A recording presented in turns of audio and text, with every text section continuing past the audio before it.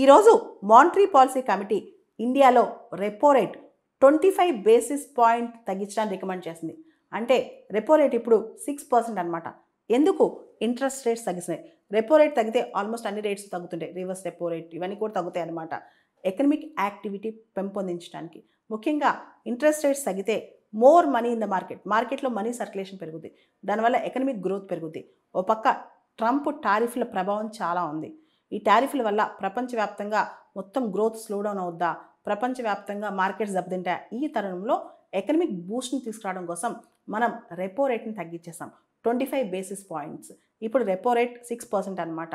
So భారతదేశంలో ప్రస్తుతం liquidity కూడా తక్కువ ఉంది అండ్ ఇన్ఫ్లేషన్ కూడా స్టేబుల్గానే ఉంది. కాబట్టి ఇప్పుడు గ్రోత్ మీద ఎక్కువ ఫోకస్ చేయాలనుకుంటుంది ఆర్బీఐ. కాబట్టి రెపో రేట్స్ తగ్గించింది 65 బేసిస్ పాయింట్స్. ఓవరాల్గా ఇంట్రెస్ట్ రేట్స్ తగ్గుతాయి. ఆర్బీఐ అకామిడేటివ్ స్టాన్స్ తీసుకుంది. న్యూట్రల్ స్టాన్స్ కాకుండా కాస్త మార్కెట్ని ప్రమోట్ చేయాలని చెప్పి అకామిడేటివ్ స్టాన్స్ తీసుకుందనమాట.